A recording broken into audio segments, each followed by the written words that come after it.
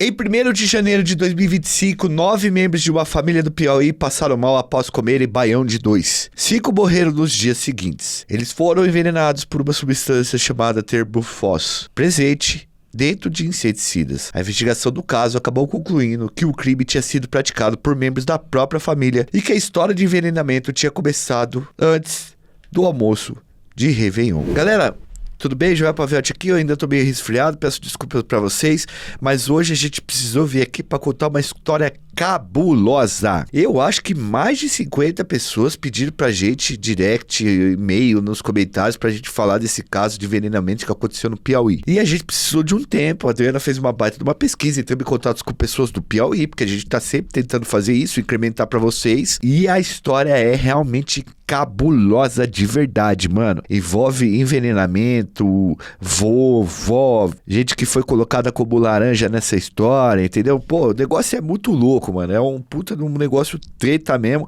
E vocês vão observar isso daí, vocês vão perceber que essa história é muito doida mesmo. Mas antes eu já vou pedir o seu like. Vocês estão dando um pouquíssimo like, cara. Isso a gente tem que falar. Não adianta nada a gente querer fazer um trabalho sério aqui nessa plataforma se você não deixa minimamente um like, velho. Tem vídeo nosso que tá com 500 mil visualizações e tem 20 mil likes, pô. A gente quer continuar fazendo um trabalho sério, quer continuar expandindo, mas sem o mínimo do like, sabe? Tipo assim, que é gratuito. Então, por favor, já deixa o like agora, tá? A gente tá pedindo isso pra vocês. É uma bronquinha que a gente vai dar, porque hoje eu tô venenoso pra falar de veneno. Edu, roda a vinheta.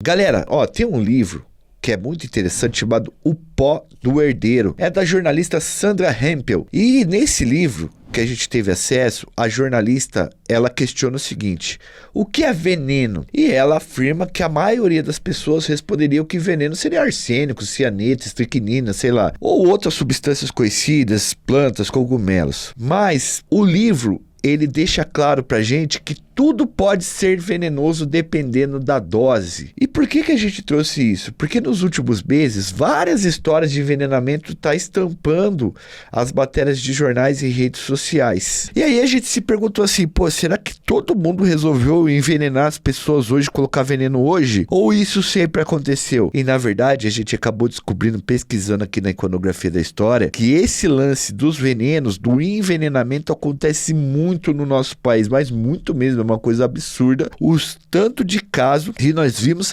E pior, a maioria desses casos, 90% pelo menos, são de familiares querendo tirar a vida de outros familiares usando veneno, principalmente na comida. O baião de 2 é uma comida típica e bastante conhecida de estados do Nordeste. Hoje, pelo Brasil inteiro, a gente pode falar que é sincretizado. E como o estado do Piauí, né? Então, nesse caso que a gente vai falar, o envenenamento foi dentro do baião de 2, mas pode acontecer em qualquer lugar. Para vocês terem uma ideia, só em 2024, ou seja, no ano passado, nós tivemos pelo menos 8 casos de envenenamentos que foram noticiados em âmbito nacional, fora os que nem foram documentados. Alimentos como açaí, bolo, milkshake, coxinha, brigadeiro, risole foram envenenados e fizeram vítimas fatais. Por exemplo, em maio de 2024, um empresário perdeu a vida após comer um brigadeirão com morfina entregue pela sua namorada. Lembrando do livro que eu passei pra vocês lá, a morfina, por exemplo, não é um veneno, mas em altas doses ela é. Em agosto, um homem foi envenenado com um bombom com chumbinho desses de tirar a vida de rato. E uma mulher perdeu a vida após tomar um milkshake envenenado oferecido pelo próprio namorado. Em setembro, 2 meninos morreram após tomarem açaí envenenado com chumbinho também. O suspeito do crime é o ex-marido da mãe dos garotos. Você tá vendo como é todo mundo próximo e próximo da família que vai colocando? Por quê? São pessoas que têm acesso a algo muito íntimo, que é a alimentação. Em outubro de 2024 também, uma professora morreu após ingerir uma coxinha envenenada oferecida pelo seu marido. E uma mulher morreu após tomar um sorvete, também dado pelo marido. Em dezembro, o bolo envenenado de Torres chocou o Brasil. Vocês lembram isso? A gente tem um vídeo falando sobre essa história de Torres, que era uma mulher lá que, segundo a polícia, estava envenenando toda a família do marido e envenenou algumas pessoas da família dela, supostamente, né? O caso da Daisy lá, vocês podem conferir aí no card que a gente vai colocar pra vocês. Só que no dia 1º de janeiro agora de 2025, que já começou com tudo nos envenenamentos, 5 membros de uma mesma família perderam a vida após comer baião de 2 envenenado com inseticida chamado terbufos. Na verdade, é um componente de um inseticida.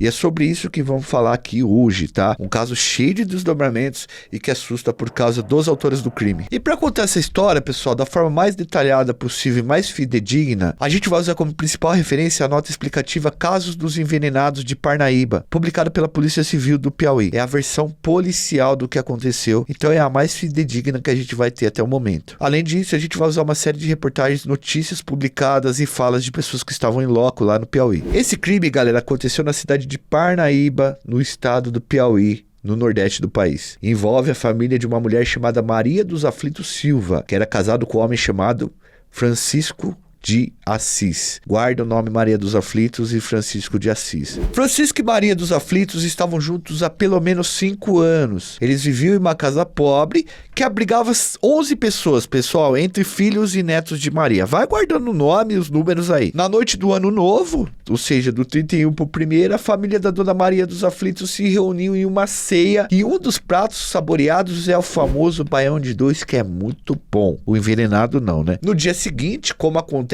com grande parte das famílias brasileiras, a família almoçou as sobras da ceia e comeram novamente o gostoso baião de 2. O problema, galera, é que depois disso, vários membros da família começaram a passar mal e foram hospitalizados. No hospital, os médicos descobriram que eles tinham sido envenenados e esse veneno causou a morte de 2 filhos da Maria dos Aflitos, que é o Manuel e o Francisca, e 3 de seus netos, Igno Davi, de 1 ano e 8 meses, Maria Lauane, de 3 anos, e Maria Gabriela, de 4 anos de idade. Maria dos Aflitos e Francisco de Assis disseram que tinham ganhado manjubas de um amigo e que elas poderiam ter causado a intoxicação alimentar de seus familiares. Mas os exames toxicológicos, galera, indicaram que o alimento envenenado era, na verdade, o baião de 2, não as manjubas. O baião havia sido, preparado no dia 31 de dezembro de 2024, ou seja, na véspera de Ano Novo. Segundo a investigação da Polícia Civil do Piauí, o alimento foi contaminado na madrugada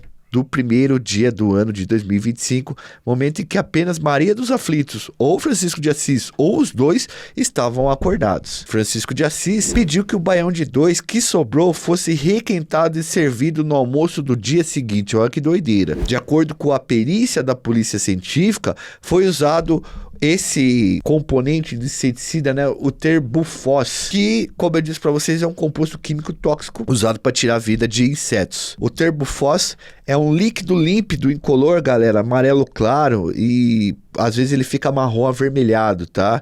Ele é parecido com um chumbinho, é muito mais nocivo, tá? O veneno foi introduzido na panela onde o arroz tinha sido preparado e armazenado, o que para a polícia indicaria que o crime foi premeditado. Em seu depoimento, Maria dos Aflitos afirmou que não comeu nenhum alimento servido no almoço, o que é altamente suspeito. Já Francisco de Assis mudou sua versão diversas vezes e apresentou sintomas cerca de 4 horas após o almoço, mas sintomas leves. A investigação então concluiu que, na verdade, Francisco de Assis foi responsável pelos envenenamentos e que o seu mal-estar teria sido provocado por uma contaminação dérmica, por ter manuseado o veneno e não por tê-lo ingerido no baião de 2. No dia 8 de janeiro, então, ou seja, 7 dias depois do envenenamento, foi decretada a prisão preventiva do Francisco de Assis. A prisão de Francisco provocou uma reviravolta em um caso de envenenamento anterior envolvendo membros da mesma família. Pega essa fita, galera. Em agosto de 2024, 2 netos da Dona Maria dos Aflitos faleceram, ou seja, 4 meses antes ali, 2 netos dela já tinham falecido vítimas de envenenamento. Eram os irmãos João Miguel Silva, de 7 anos, e Ulisses Gabriel Silva, de 8, tá? Eles passaram mal e perderam a vida após terem ingerido alimentos que estavam contaminados com o componente venenoso. Segundo o depoimento dado pela Maria dos Aflitos na época e pelo Francisco de Assis, os garotos teriam ingerido cajus envenenados que haviam sido dados por uma vizinha da família chamada Lucélia Maria da Conceição. Guarda esse nome, Lucélia Maria da Conceição. Segundo a Maria dos Aflitos, ela chegou a registrar o boletim de ocorrência contra Lucélia e Francisco de Assis chegou a entregar à polícia uma sacola de cajus supostamente doados pela vizinha, tá? De acordo com a polícia, a Lucélia era descrita como uma mulher com temperamento explosivo e histórico de desavença com crianças da região. É o seguinte, quem que era a Lucélia? Era a mulher que não queria devolver a bola para as crianças quando a bola caía lá dentro do quintal dela. Sabe aquela vizinha que passa a faca na bola, não quer devolver, ou ela arruma algum problema para não devolver a bola? Exatamente, é esse tipo de vizinha que a Lucélia era. E até aí não tem nada a ver, ela só é uma pessoa que não gosta muito de brincadeira de criança, beleza? Mas quiseram jogar o BO nas costas dessa mulher aí. E a polícia nessa época, em agosto, quando a Lucélia foi acusada de ter tirado a vida dos 2 netos da Maria dos Aflitos, os caras encontraram Terbrufós na casa da Lucélia. Além disso, foi encontrado um gato morto na frente da sua residência que também tinha sido envenenado por essa substância. Lucélia negou qualquer envolvimento com o crime e afirmou que não tinha esse veneno em sua casa e que ela não sabia nem usar isso. Lucélia acabou presa e teve sua casa apedrejada e queimada pelos vizinhos. Mano, ela passou um verdadeiro inferno na vida dela.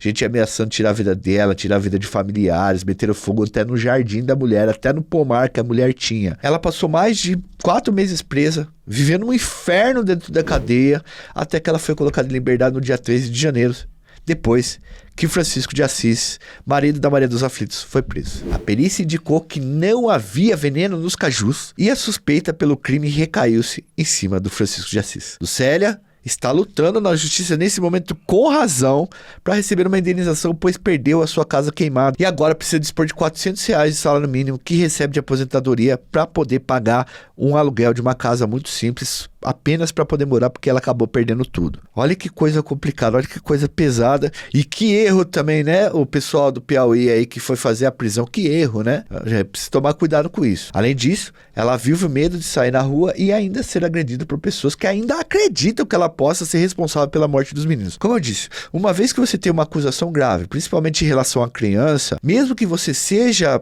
provado que você é inocente, que você não teve nada a ver com a fita, ainda vai ter Locke que vai acreditar nesse tipo de coisa. Ah, mas ela poderia ter feito. Mas se você acha que essa história maluca terminou com a libertação da Lucélia e a prisão do Francisco de Assis, você está completamente enganado. O caso ganhou um novo desdobramento com a prisão agora da Maria dos Aflitos no dia 31 de janeiro, ou seja, um mês depois do envenenamento. A investigação acabou concluindo que a Maria dos Aflitos participou com o Francisco de Assis, com o marido, do envenenamento dos próprios filhos e netos, parça. A suspeita sobre a Maria dos Aflitos surgiu quando no dia 22 de janeiro, Maria Jocilene da Silva faleceu depois de ingerir café na casa da dona Maria. Jocilene era vizinha da Maria dos Aflitos e, conforme a polícia civil, as duas mantinham um relacionamento amoroso, parça. As mulheres faziam uma troca de aranha e elas tinham uma longa data que elas estavam envolvidas, que era uma longa data, inclusive, anterior ao casamento da Maria dos Aflitos com o Francisco. Então, o Francisco entrou na fita sendo amante da mina com a outra mina, entendeu? A Jocilene estava presente no almoço do Réveillon e chegou a ser hospitalizada após consumir o baião de 2 também. Foi Jocilene quem cuidou dos netos de Maria dos Aflitos no período em que eles ficaram no hospital antes de virem a óbito. Ela chegou a perder o emprego por abdicar das coisas para ficar cuidando das crianças. Mas ela acabou sendo vítima de um café envenenado oferecido por Maria dos Aflitos. Maria disse à polícia que Jocilene tinha infartado, mas a perícia encontrou traços de Terbrufós na taça de vidro usada para servir o café. A Maria dos Aflitos foi presa sob a suspeita de ter envenenado Jocilene. Ela acabou confessando o crime e disse que envenenou a vizinha para tentar libertar Francisco de Assis. Que vizinha que essa mulher é também. Eu vou falar pra você, mano, ela transforma tudo em aflitos mesmo, pelo amor de Deus. Lembrando que isso também, pessoal, é da investigação policial. A gente precisa esperar um pouco, mas tá dando a notícia. Segundo o que a polícia disse, o plano da Maria dos Aflitos era simular que Jocilene tinha tirado a própria vida com veneno, o que poderia indicar que ela estava envolvida com os outros envenenamentos. Então, o plano da Maria dos Aflitos, segundo a polícia,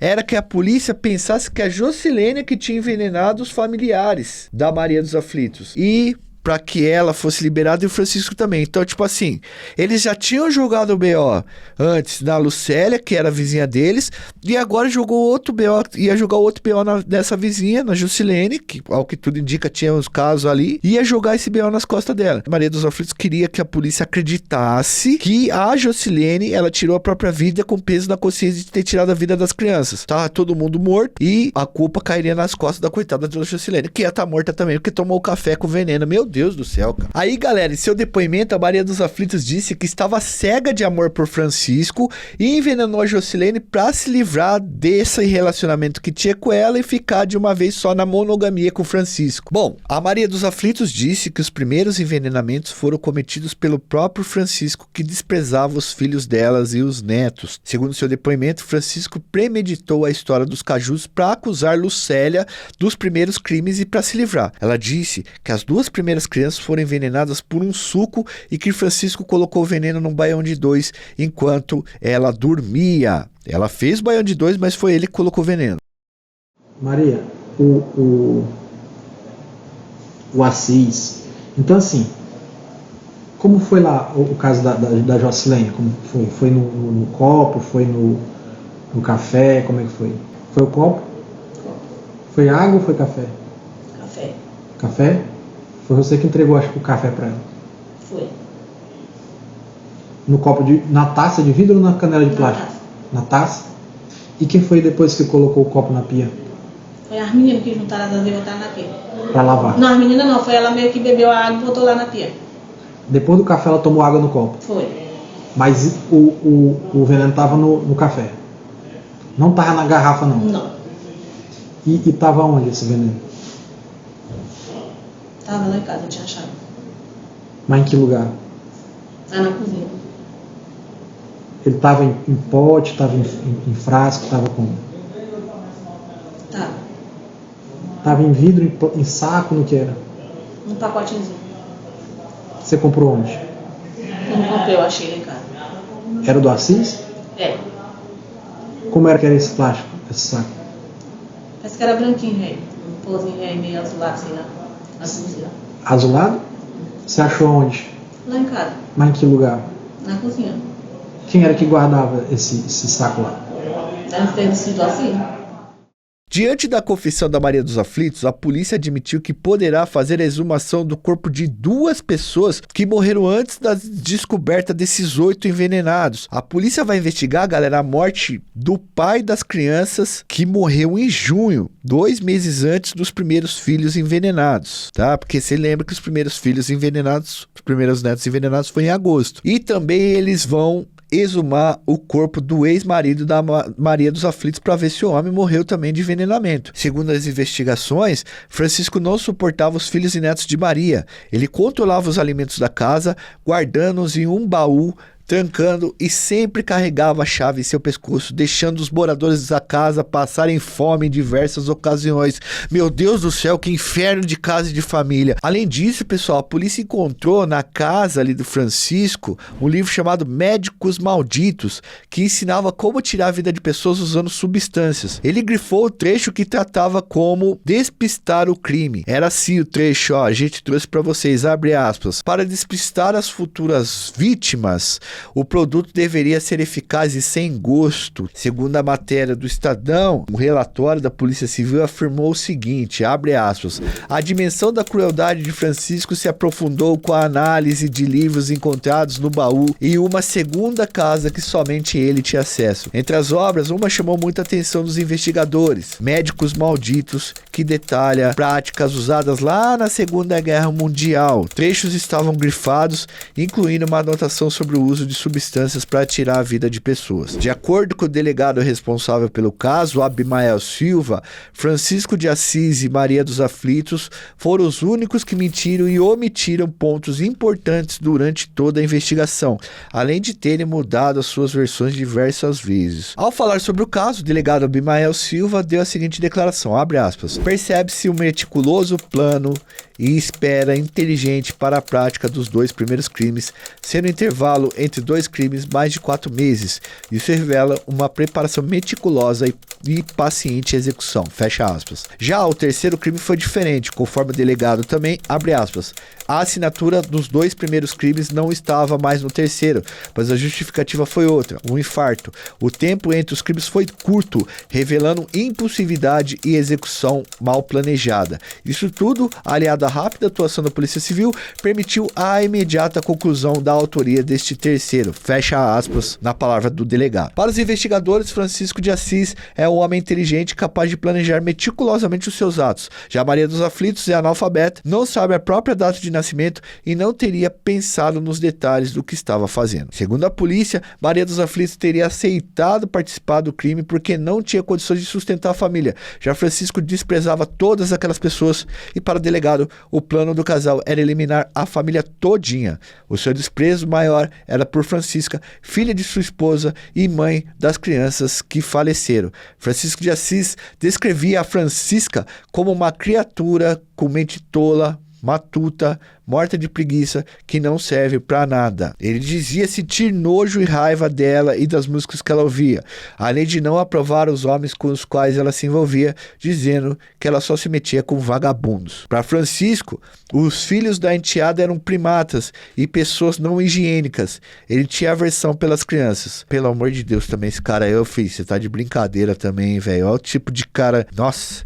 Francisco de Assis e Maria dos Aflitos vão responder pelas mortes de 8 pessoas. Olha como é que esse cidadão era violento e abusivo dentro de casa também. Cara, vamos lá. De novo aqui porque isso aqui é muito absurdo. Vou até tirar o óculos aqui. A gente tem a Maria dos Aflitos e o Francisco. A Maria dos Aflitos, segundo a polícia, tinha um caso com a Jocilene, que era a vizinha dela. Os dois tiraram a vida, segundo a polícia, né? O Francisco de Assis, né? Com a anuência da Maria dos Aflitos, eles tiraram a vida de 2 netos em agosto. Depois mais alguns netos e filhos lá em janeiro, no início de janeiro. Tentaram tirar a vida da tal de Jocilene, que tinha um caso amoroso com a Maria dos Aflitos. Tentaram jogar nas costas da vizinha um monte de BO, cara. É um absurdo isso daí.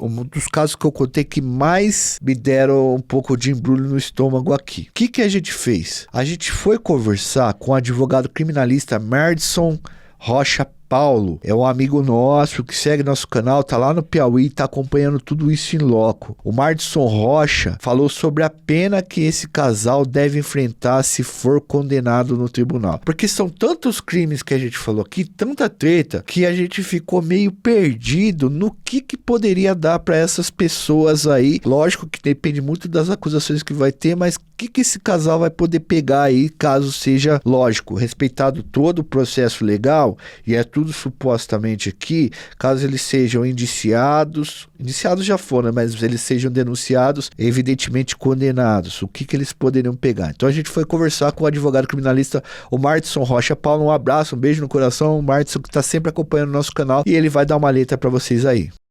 Cumprimento a todos os telespectadores deste grande canal de importância ímpar para toda a sociedade brasileira. Sou um grande fã do trabalho do nosso amigo Joel Paviotti e recebi com grande satisfação este convite para estar participando desse quadro, que relata uma situação bastante triste ocorrido na cidade de Parnaíba, aqui no nosso estado do Piauí, mas que entra no nosso âmbito de atuação, que é a advocacia criminal. Realmente os crimes são bastante graves, mas como advogado criminalista, não sou advogado da causa, mas como advogado criminalista, entendo que, em que pese a gravidade dos crimes a eles imputados, em que pese a suspeita, os indícios de autorias que recaiam sobre essas duas pessoas, entendo que eles têm sim direito à ampla defesa, ao contraditório, à presunção de inocência, porque isso, no Estado democrático de direito, é como deve ser apurada as coisas, todos os crimes, para evitar o que aconteça em um estado de barbárie, que aconteceu com a vizinha, que também a ela foi imputada a conduta de homicídio e ficou 5 meses presa indevidamente, e agora com a morte dessas outras pessoas, infelizmente, foi preciso acontecer essas outras mortes para que fosse desvendado, segundo a autoridade policial, os verdadeiros autores deste crime. Aí ela foi posta em liberdade, mas com relação a isso, a população ateou fogo na residência dela, perdeu todos os móveis. Então, o mecanismo correto é a apuração pela justiça. O inquérito policial, a investigação policial tem a obrigatoriedade de identificar, provar a materialidade do fato, que o fato realmente aconteceu, e provar indícios de autoria, que não quer dizer prova concreta. Basta apenas que hajam indícios de autoria, que aquelas pessoas sejam responsáveis pelo cometimento desses crimes.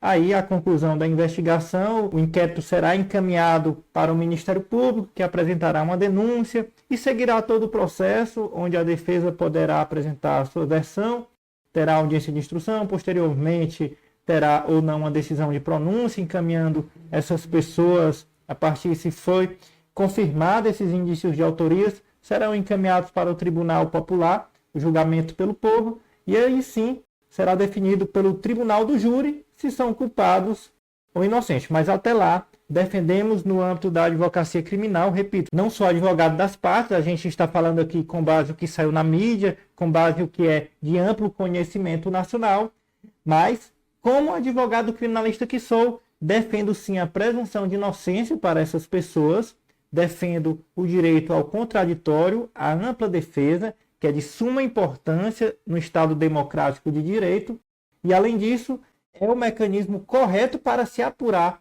infrações, para se definir a culpabilidade de pessoas. Quanto à pena desses crimes, se forem confirmados a culpa dessas pessoas, com certeza serão penas elevadíssimas. O homicídio qualificado, e aí provavelmente, no mínimo, será imputada a qualificadora do uso de veneno, mas a investigação pode imputar outras qualificadoras, como motivo fútil, como a surpresa. Então, pode haver outras qualificadoras que ainda elevem mais ainda a pena, mais a pena mínima do homicídio qualificado, e no caso aí foram 8 pessoas que foram assassinadas, a pena mínima é 12 anos. A pena mínima de um homicídio. Aí, no caso, foram 8 pessoas assassinadas. No Brasil, o tempo máximo de cumprimento é 40 anos. Então, provavelmente, se essas pessoas forem consideradas culpadas após o devido processo legal, terão uma pena muito superior a 40 anos, mas no Brasil, o limite máximo de cumprimento da pena é de 40 anos. Bom, vocês viram? Minimamente esses caras vão estar ferrados, mas, cara, eu acho que é o tipo de crime que nenhuma pena paga esse absurdo. Mesmo falando de crime há anos aqui, né, Fernandão? É vivendo e aprendendo, porque é uma doideira. Antes de ir embora, segura um pouco aí que a gente vai dar uma letra pra vocês. Eu preciso que se for possível, se inscreva no nosso novo canal Indo Pras Ideias, porque é um canal que tá ajudando a gente a pagar esse canal. A gente ainda tá com pouco inscrito lá. Eu vou deixar no card. Só faz a inscrição, por favor, se você puder. Eu te peço. Nossas atualizações desse caso vai estar no @JoelPaviotti na outra rede, o Instagram, a rede de fotos, tá? Que a gente coloca notícias lá também. São duas coisas. De resto, não vou pedir nem apoia-se nem membros. Deixa seu like, se inscreve no canal, ativa o sininho. Eu só preciso do like seu. Forte abraço, fui, valeu, até a próxima.